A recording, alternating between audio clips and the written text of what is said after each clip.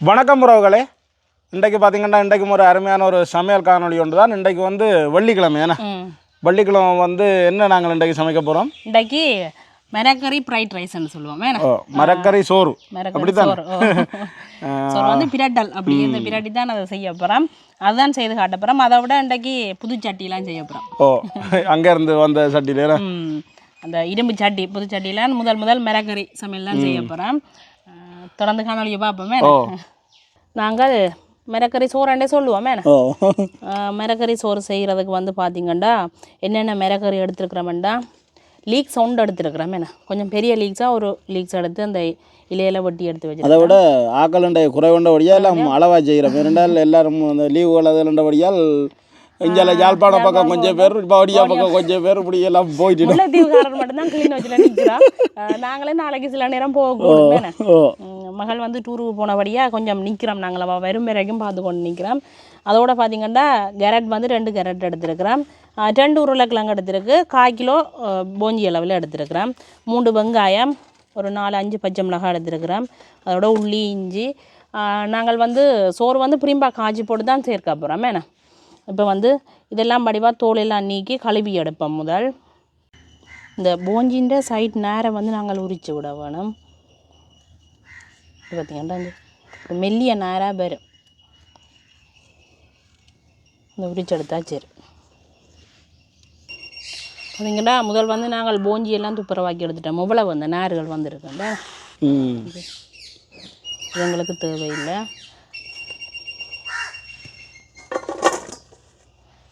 அடுத்தது வந்து கேரட் தோலை வந்து நாங்கள் சீவி எடுப்போம்.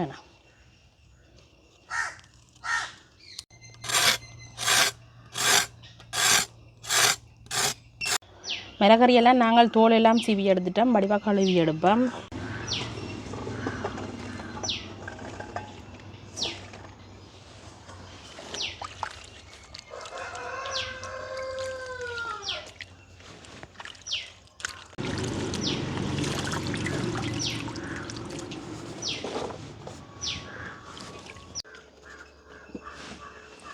நாங்கள் நல்லபடியாக கழுவி எடுத்துட்டோம். மெனி வட்டி எடுப்போம். கழுவி எடுத்த போஞ்சியை நாங்கள் முதல் வட்டி எடுப்போம். பைத்தங்க மாதிரி உடைக்கிறாது, இது உடைச்சும் எடுக்கலாம். இது இந்த பைத்தங்க கொஞ்சம் அழுத்தமாக விடப்படும். இது வந்து கொஞ்சம்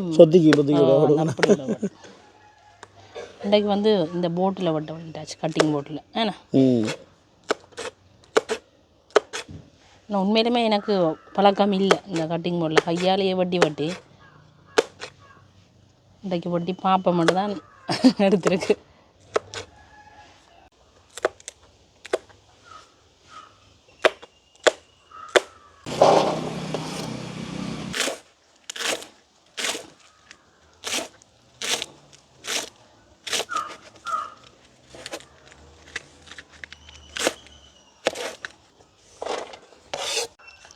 நாங்கள் வந்து கேரட்டையும் வட்டி எடுப்போம்.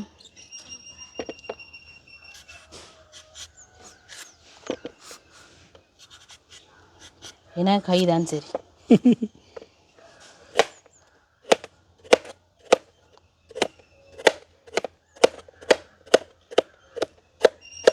கை கவனமா கேரட் அப்படியே பரவாயில்ல. வேற மிளகறியண்டா இவ்வளோ ஸ்பீடாக வட்ட மாட்டேன்னா.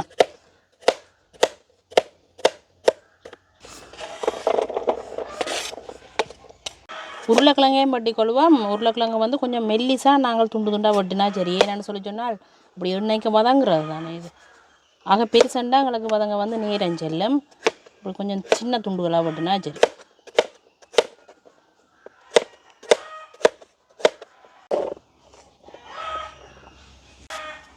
நல்லா மெல்லிசாக வட்டினா சரி வெங்காயத்தை.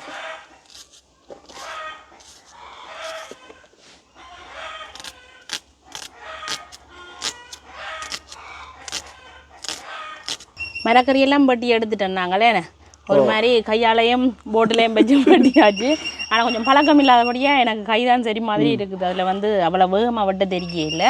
அதில் வேகமாக வெட்டாடிக்கு ஒரு அப்படி வெட்டேக்க அந்தரமாக இருக்கும் பார்க்குறாங்களுக்கு. ஏன்னா ஈஸியாக வெட்டுறதை அவ்வளோ கஷ்டப்பட்டு வெட்டுறேன். ஏன்னா எனக்கு அதில் கொஞ்சம் பழக்கம் இல்லாதபடியாக கொஞ்சம் கஷ்டமாக இருக்குது.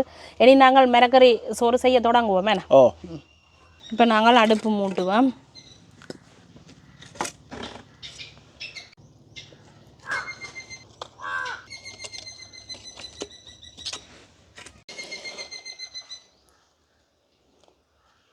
அடுப்பெரிய தொடங்கிட்டுது எங்களோட புதுச்சட்டி வைக்க போகிறோம். ஆனால் புதுச்சட்டியை நாங்கள் என்ன செய்யறாங்கண்டா தேங்காய் பூ போட்டு வறுத்துனாங்களே என்ன அந்த கரல் தன்மையெல்லாம் தேங்காய் போட வந்துடும்.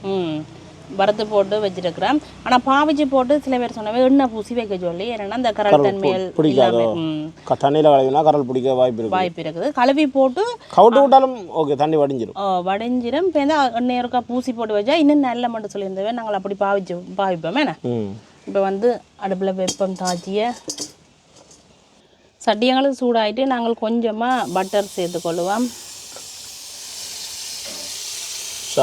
சட்டியை பார்க்க ஆசையாக இருக்கிற மற்ற நல்ல குண்டாலமான சட்டியோ. இப்போ நாங்கள் கொஞ்சமாக கஜு அதோட ப்ளம்ஸ் கச்சான் கொஞ்சம் எடுத்துருக்கிறோம். இது இன்னும் மேலதிக சுவையாக கொடுக்குறதுக்காக தான் எடுத்துருக்கிறோம். இது இல்லாட்டிக்கும் பிரச்சனை இல்லை, நீங்கள் போடாமலேயும் இந்த மிளகறி சோறு செய்து கொள்ளலாம். ஆனால் போட்டால் இன்னும் சுவையாக இருக்குமென்றதுக்காக போட்டுக்கொள்கிறேன். முதல் கஜுவை போடுவோம். கருக விடக்கூடாது, மெல்லி ஒரு நல்ல அப்படியே நாங்கள் ஒருக்கா பொரிச்சு எடுத்தாச்சு. நல்ல புட்டு கீதியான சட்டி தானே. எப்படி இருக்குது அந்த என்ன சொல்றது வெளியில சிந்தாது பறக்க விலாசமா என்ன விசாலமா இருக்குன்னு சொல்லுவாங்க.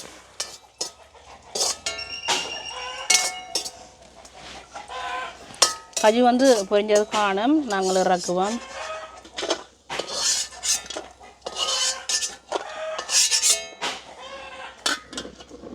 அதோட கச்சானையும் போட்டு பொரிச்சுக்கொள்வோம்.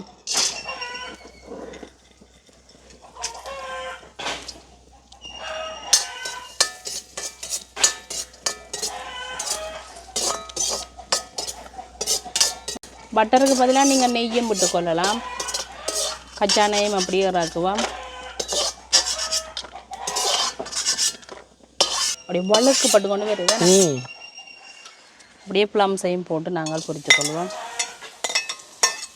மற்ற எல்லாம் ஒரே இடத்துல போய் நிற்க பாருங்க, அடியில் கிடங்கண்ட ஒடியா.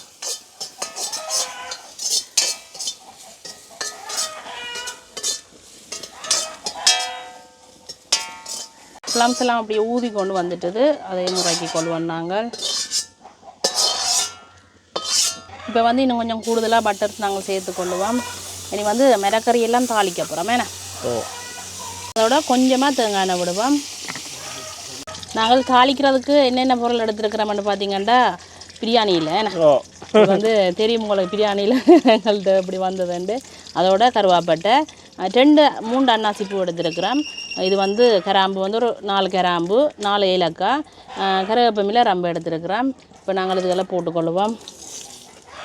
அதோட பட்டை, அன்னாசி பூ, கிராம்பு, ஏலக்காய் இப்படியே நல்ல வடிவாக இருக்கா. உங்களுக்கு வடிச்சு வரட்டும். வடிச்சு இந்த எண்ணெய் சுட்டு விட்டுது. அதோட கருவேப்பமில்லை ரொம்ப திருப்பியும் பறக்கு ஆள் பயந்து கொண்டு இருக்கிறேன். இப்போ நாங்கள் வெங்காயத்தை போடுவோம். நல்லா சூடாகிட்டு தானே டக்குன்னு போடுங்க. வட்டி வச்சிருக்கிற பச்சை மிளகாய் வெங்காயத்தை போட்டுக்கொள்வோம்.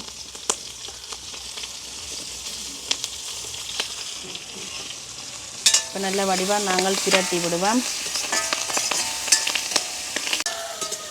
வெங்காயம் பச்சை மிளகாய் எங்களுக்கு ஓரளவுக்கு வதங்கிட்டு அடுத்ததாக பார்த்திங்கன்னா நாங்கள் வட்டி வச்சிருக்கிற போஞ்சி அதோட உருளைக்கிழங்கு கேரட் எல்லாத்தையும் போட்டுக்கொள்வோம்.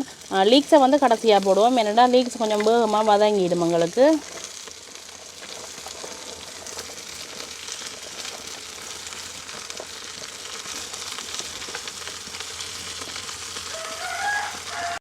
இப்படியே நல்ல வடிவாக நாங்கள் பிரட்டி விடுவோம்.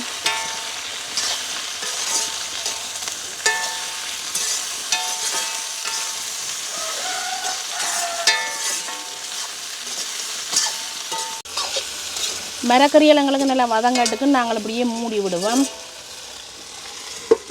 மூடிதான் இல்லை, மூடி காணாது. இதுக்கு பெரிய மூடி வேணுமே. அதுதானே அதுதானே. இப்போ நாங்கள் ஒருக்கா திறந்து பார்ப்போம். அந்த வதங்கி கொண்டு வந்துட்டேன்னு நிறம் பார்க்கவே தெரியுது. உருளைக்கிழங்கெல்லாம் அவங்களுக்கு அரைவாசி கூடவாவே அப்படியே வதங்கிட்டு. இப்போ நாங்கள் லீக்ஸை போடுவோம்.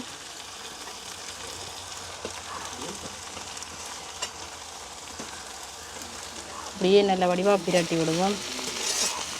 லீக்ஸ் வேகமாக வதங்கிடும், அதுக்காக தான் கடைசியாக போட்டுனாங்க.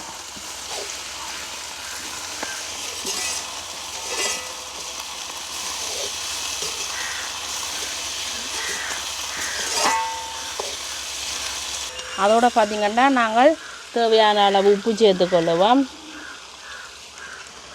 இப்படியே நல்ல வடிவாக பிரட்டி விடுவோம். நல்லா கரையக்கூடாது மிரக்கர், இந்த ரைஸுக்கு வந்து நல்லா கரையக்கூடாது.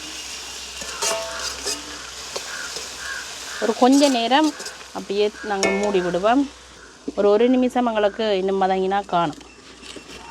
இப்போ நாங்கள் ஒரு திறந்து பார்ப்போம். நல்ல வாசமாக இருக்கேண்ணே. இவ்வளோ மரக்கறி இருந்த இதுகளெல்லாம் போட்டோம், நல்ல வாசம். இந்த பட்டை அதுகள் எல்லாம் போட்டது, ஏலக்காய் கிராம போட்டது நல்ல ஒரு வாசமாக இருக்குது. இப்போ நாங்கள் இடித்து வச்சிருக்கிற இஞ்சி முள்ளியும் சேர்த்துக்கொள்ளுவோம். இன்னும் வாசம் தரும் பேர். இதே நல்ல வடிவாக பிரட்டி விடுவோம். இதுக்கு நாங்கள் கொஞ்சமாக தனி மிளகாத்தூள் சேர்த்துக்கொள்ள போகிறோம். இப்போ உரைப்பு தேவையாண்டா தனி மிளகாத்தூள் சேர்த்துக்கொள்ளலாம், மிளகட்டத்தூளாவது சேர்த்துக்கொள்ளலாம். இல்லைன்னு சொல்லி சொன்னால் ரெண்டும் சேர்க்காமையும் விட்டுக்கொள்ளலாம். நீங்கள் கணக்க போடக்கூடாது, ஒரு கொஞ்சமாக நாங்கள் சேர்க்க போகிறோம். காணும் எங்களுக்கு என்ன ஒரு சாதுவான உரைப்பில் இருந்தால் காணும். இதை விட உரைப்பு கூட தேவைன்னு சொல்லி சொன்னால் கொஞ்சம் கூடுதலாகவே நீங்கள் சேர்த்துக்கொள்ளுங்க. நாங்கள் தனி மிளகாத்தூள் போட்டு ஒரு கொஞ்சம் நேரம் அப்படியே தணலில் இருக்கட்டுக்கும் எங்களுக்கு. இனி வந்து அடுப்பு நிலை எரியக்கூடாது. இது ரைஸ் போடுற சட்டி தான், வழியாக கொட்டப்படாது. ஓ கொத்தலாம் அம்மா இதுக்குள்ள. நாங்கள் தூள் போட்டு ஒரு நிமிஷம் அப்படியே தணலில் இருந்தது என்ன. இப்போ வந்து நாங்கள் காய்ச்சி வச்சுருக்கிற சோறை வந்து சேர்க்க போகிறோம். இது வந்து பால் பொன்னி அரிசியில் சோறு சமைச்சிருக்கிறோம். சோறு காய்ச்சியக்கையும் இதுக்குள்ள வந்து கொஞ்சம் அந்த பட்டை இலையல் அதுகளெல்லாம் போட்டு நாங்கள் கருவேப்பமிலையும் போட்டு நாங்கள் இப்போ வந்து சோறை இதோட சேர்ப்போம்.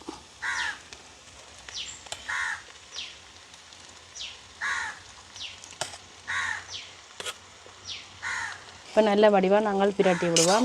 இப்போ தணல்லாம் இருக்கணும், அடுப்பு வந்து எரியக்கூடாது எங்களுக்கு.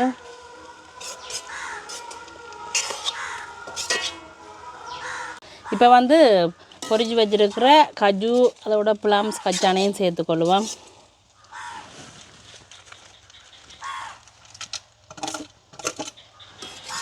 இதே நல்ல வடிவாக கலந்து விடுவோம். எப்படி இருக்குது, நல்ல வாசமாகவும் இருக்குது ஏன்னா.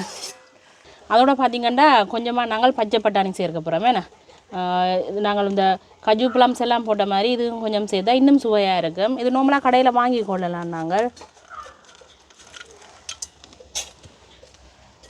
சின்னாக்கள் வந்து கலர்களை பார்த்தே சாப்பிடுவோம் கூடுதலாக விரும்பி. இப்போ சோறு எல்லாம் பாருங்க அப்படி அந்த பொழு பொழுண்டு இருக்குது ஏன்னா, ஒட்டாமலுக்கு அப்படி இருக்குன்னு. மிரக்கறி கலந்த சோறு வந்து ரெடி ஆயிட்டுது எங்களுக்கு. பாருங்க அப்படி இருக்கு, பொழு பொழுண்டு இருக்குதானே. இறக்கி போட்டு சாப்பிடுவோம் என்ன. அதோட நிறைய அந்த மிரக்கறி எல்லாம் இருக்கிறபடியே இதுக்கு வேற ஒரு கறியும் தேவையில்லை. வேணுமென்னா நாங்கள் ஒரு தயிர் சம்பல் அப்பளம் மிளகாயோடையே சாப்பிட்டு கொள்ளுவோம் என்ன. இறக்குவோம் இப்போ.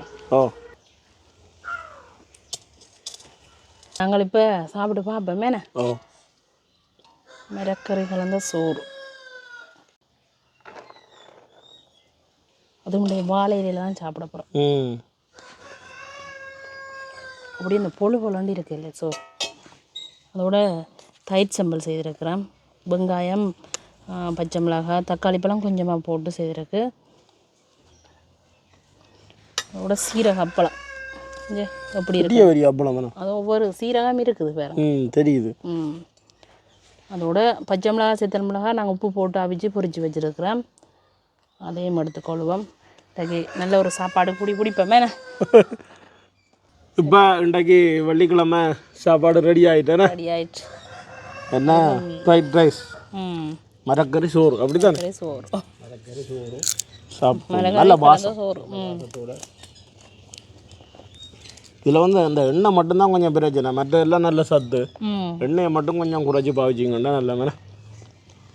அதோட நாங்கள் தயிர் சம்பல் செய்திருக்கோமே.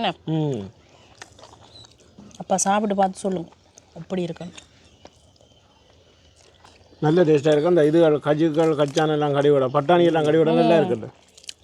எங்கேயோ எனக்கண்டா பெரிய விருந்தில் போய் சாப்பிட மாதிரி பெரிய ஃபங்க்ஷன் நிகழ்வு அதே சாப்பாடு மாதிரி தான் உண்மையிலேயே தான். இந்த மரக்கறி ஃபங்க்ஷனுக்கு கூடுதலாக இது செய்து கொள்றவே ஏன்னா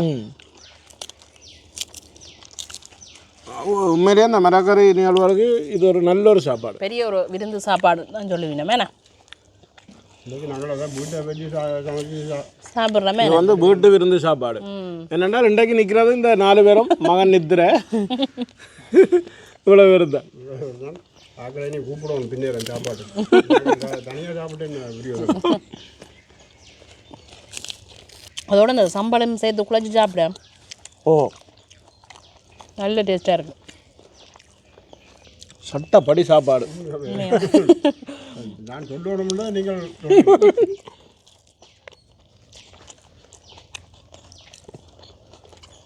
மற்ற எனக்கு அந்த பிரியாணியில் எல்லாம் மந்தபடியா நாங்கள் ஒரு என்ன சொல்கிறது ஒரு வித்தியாசமான ஒரு ஸ்டைலில் சமைக்கிறோம். பெரிய நிகழ்வில் சமைச்ச சாப்பாடு மாதிரி இருக்கு. வேறு எப்படி சட்டியில் சமைக்கிறது எங்களுக்கு புதுசு. அதுதான் உங்கள் தரம் உண்மையாக தான். ஏதோ அந்த எனக்கு அந்த எப்படி இருக்குது சொல்லுங்க அப்போ மச்சம் சாப்பிட்ற மாதிரி தானே இந்த இது இருக்குது எனக்கு அந்த ஃபீல்.